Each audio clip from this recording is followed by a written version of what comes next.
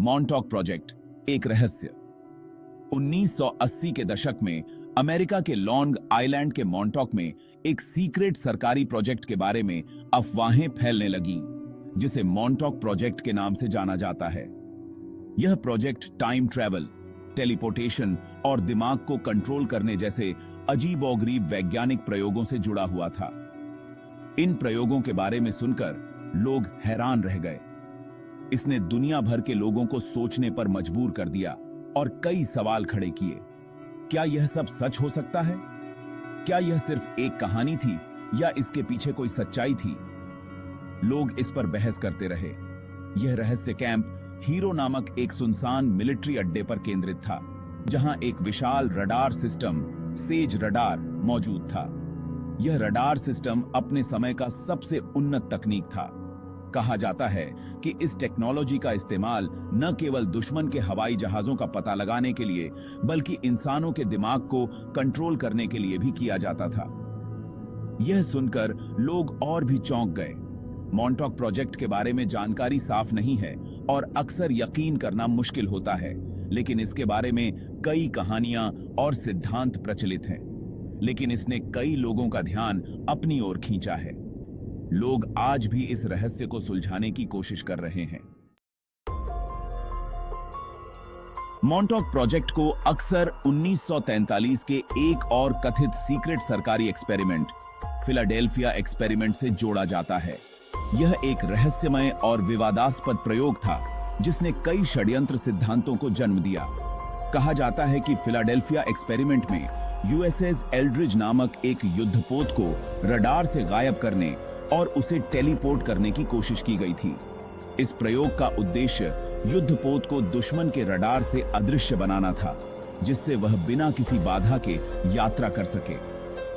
यह एक्सपेरिमेंट बहुत ही बुरे नतीजों के साथ खत्म हुआ, जिसमें जहाज के कर्मचारियों को गंभीर चोटें आईं और कुछ तो जहाज में ही फंस गए। कई नाविकों ने मानसिक और शारीरिक समस्याओं का सामना किया और कुछ की हालत इतनी खराब हो गई कि वे कभी ठीक नहीं हो पाए। कहा जाता है कि मॉन्टॉक प्रोजेक्ट फिलाडेल्फिया एक्सपेरिमेंट का ही एक आगे का हिस्सा था, जिसका मकसद समय और जगह को कंट्रोल करने की ताकत को और बढ़ाना था। मॉन्टॉक प्रोजेक्ट के तहत वैज्ञानिकों ने समय यात्रा और मानसिक नियंत्रण जैसे उन्नत प्रयोग किए। माना जाता है कि वैज्ञानिकों ने फिलाडेल्फिया एक्सपेरिमेंट से मिले आंकड़ों का इस्तेमाल करके मॉन्टॉक में अपने एक्सपेरिमेंट्स किए।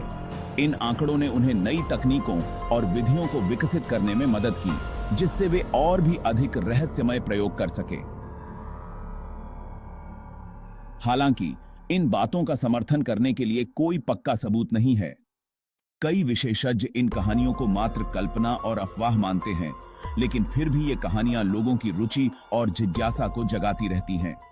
मॉन्टॉक प्रोजेक्ट का सबसे महत्वपूर्ण जगह कैंप हीरो था, जो लॉन्ग आइलैंड के आखिरी कोने पर स्थित एक सुनसान मिलिट्री अड्डा था। यह जगह अपने रहस्यमयी इतिहास और अजीबोगरीब घटनाओं के लिए जानी जाती है। यह अड्डा शीत युद्ध के दौरान एक महत्वपूर्ण रडार स्टेशन था, जहां से सोवियत संघ की गतिविधियों पर नजर रखी जाती थी। इस जगह की रणनीतिक महत्वता ने इसे एक प्रमुख सैन्य स्थल बना दिया था, लेकिन 1980 के दशक की शुरुआत में इसे बंद कर दिया गया था। इसके बंद होने के बाद यह जगह धीरे धीरे वीरान हो गई और इसके चारों ओर रहस्य और अफवाहों का जाल बुन गया। कैंप हीरो के नीचे बने बंकरों और सुरंगों के बारे में कहा जाता है कि यहीं पर मॉन्टॉक प्रोजेक्ट के एक्सपेरिमेंट्स हुए थे। इन सुरंगों में कई रहस्यमयी और खतरनाक प्रयोग किए गए थे।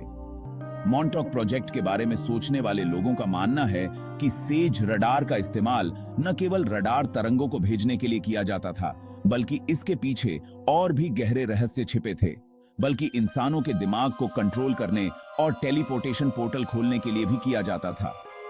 इन प्रयोगों ने कैंप हीरो को एक रहस्यमयी और विवादास्पद स्थल बना दिया है, जो आज भी लोगों की जिज्ञासा का केंद्र बना हुआ है।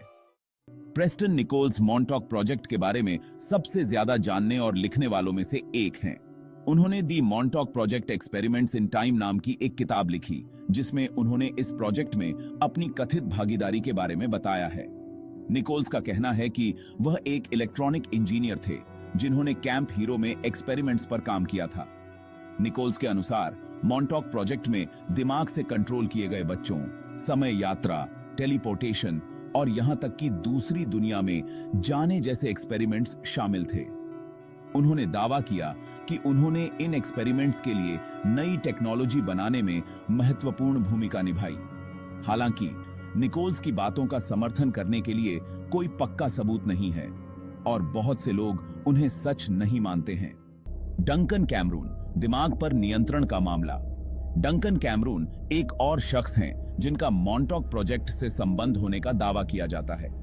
कैमरून का कहना है कि वह बचपन में ही इस प्रोजेक्ट का हिस्सा बन गए थे और उन पर क्रूर मानसिक नियंत्रण प्रयोग किए गए थे।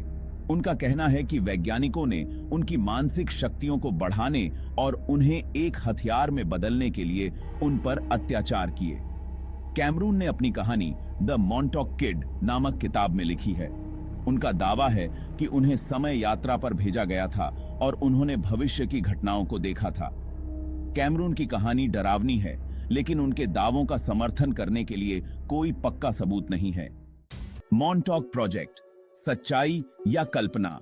मॉन्टॉक प्रोजेक्ट एक ऐसा रहस्य है जो हमेशा बना रहेगा। क्या यह वास्तव में हुआ था या यह सिर्फ एक मनगढ़ंत कहानी है? इस सवाल का कोई पक्का जवाब नहीं है। सबूतों की कमी के बावजूद मॉन्टॉक प्रोजेक्ट लोगों को सोचने पर मजबूर करता है। यह अज्ञात के प्रति हमारे आकर्षण और सरकार हमसे क्या छिपा रही है, इस बारे में हमारे संदेह को दर्शाता है। शायद हम कभी नहीं जान पाएंगे कि मॉन्टॉक प्रोजेक्ट के साथ वास्तव में क्या हुआ था, लेकिन यह रहस्य हमें हैरान करता रहेगा और हमें याद दिलाता रहेगा कि हमारी दुनिया में अभी भी बहुत कुछ ऐसा है जिसे हम नहीं समझते हैं।